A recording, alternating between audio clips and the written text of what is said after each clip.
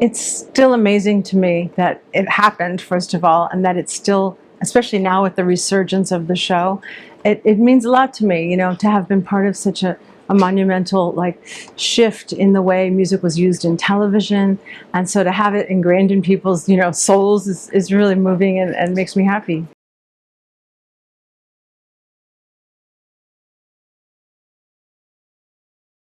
It was incredible, and to get to know the actors who were so extremely talented, and to be on the set. And you're right, a lot of things happened during that time, a lot of nutty things, but the feeling in general with the cast was very good and warm and close. And but man, there were times that it was a grind too. And some episodes there were 23 songs. 23. I had to record and produce 23 songs. Yeah, so it was a whirlwind. Yeah.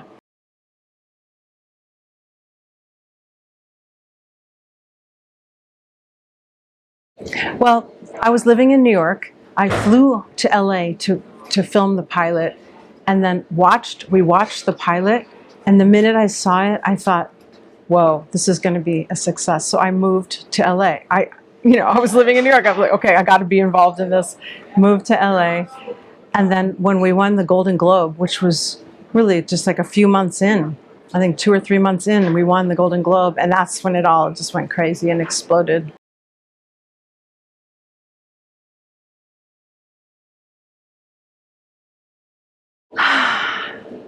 You know, it's basically just that I got to work with all these amazing artists. That's the craziest thing. And to have them trust me as a producer. So yes, I was on camera, I was on the show and, playing, but to be able to have, Randy Newman or Sting or, these incredible artists walk in and, and I have just produced the track and they're like, what do you think, Vonda?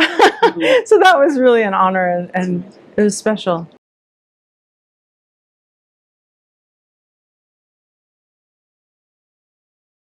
My husband recently said, if you're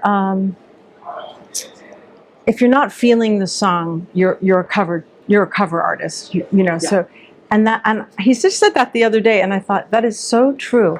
So, and my feeling is when I sing a song, I want to get lost in it, no matter what, no matter if I've sung it 25,000 times, which I have, searching my soul, just to get into the feeling and emotion and get lost in it. And then I can do what I do and give that feeling to people, give that energy and that soul. So, yeah, there you go.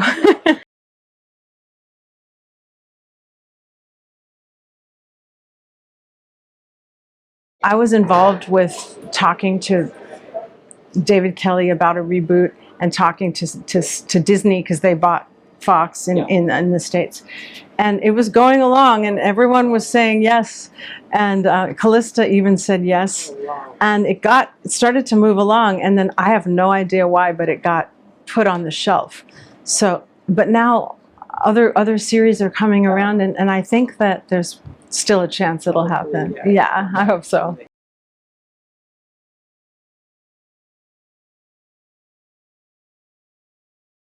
That's a good question. There was some sort of maybe some innocence and naivete, or we hadn't been through so many things that we've been through now. Whether it's the pandemic or just many things that are going on in the world, and so it's comforting to go back to that freewheeling time and connect with that time in not just the show, but in our lives of that era. That was, in some ways, it seemed a little simpler than it is now. It was pre-cell phones, practically pre-internet. I mean, maybe there was internet. It was just all starting, and yeah, so it was a different era.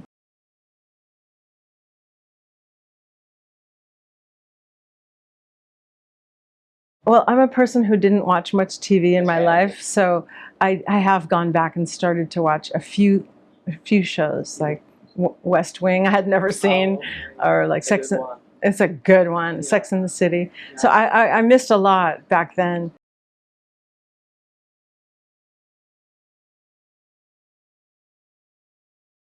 Well, my mind just went to Sarah Jessica Parker, or let me see, iconic TV. Well, I go way back to like the Jeffersons, Oh, okay. So that's iconic.